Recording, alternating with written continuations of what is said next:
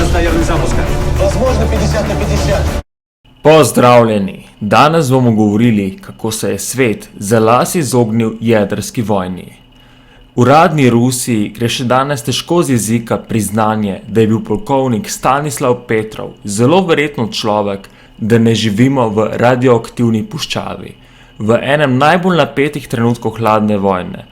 Namreč Kremlju ni dal razloga za jedrski napad na Združene države Amerike in s tem začetek tretje svetovne vojne, ter morda tudi pogube človeštva. 1. septembra 1983 je južnokorejsko potniško letalo med vračanjem v Seul iz New Yorka zatavalo v sovjetski zračni prostor. Sovjetske oblasti so zmoto pilotov obravnavale kot provokacijo Zahoda in potniško letalo sestrelile v bližini otoka Sahalin v Japonskem morju.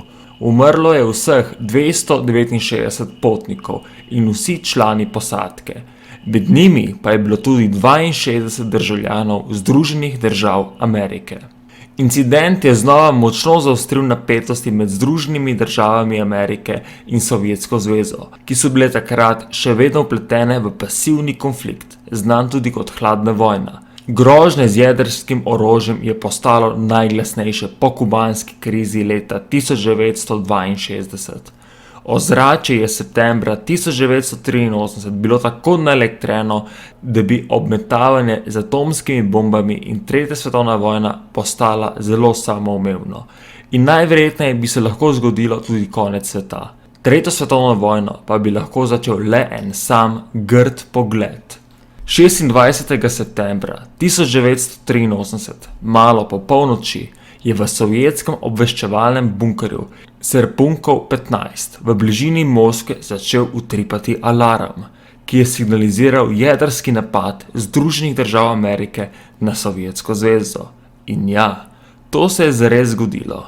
Da je nekaj narobe na zaslonu satelitskega sistema za zgornje opozarjanje o morebitnem jedrskemu napadu na Sovjetsko zvezo, je prvi opazil takrat 44-letni polkovnik in poveljnik bunkerja Stanislav Petrov.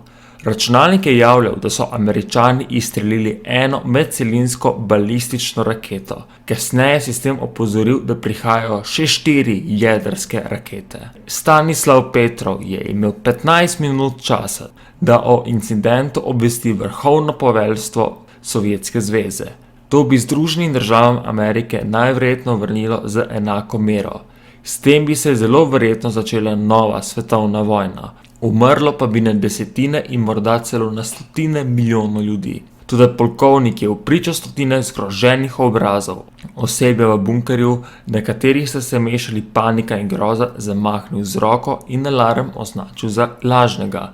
Na Sovjetsko zvezo v naslednjih urah res ni padel noben jedrski izstrelek.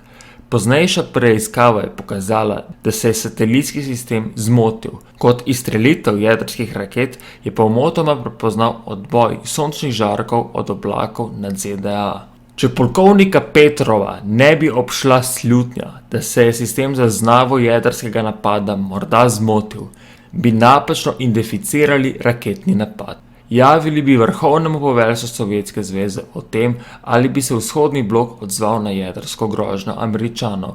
In o tem bi se takrat moral odločiti takratni generalni sekretar komunistične partije Sovjetske zveze, Jurij Andropov. Verjetnost, da bi Andropov izbral agresijo, je bila velika. Nekdanji šef sovjetske obveščevalne agencije KGB ni maral ZDA. Močno je tudi verjel, da načrtujejo jedrski napad na Sovjetsko zvezo. Mnogi, tudi nekateri sodržavljani, so ga videli kot vojnega hujskača. Bil je tudi eden najbolj zaslužnejših za sovjetsko invazijo na Afganistan leta 1979 in vojno, ki je trajala kar 10 let.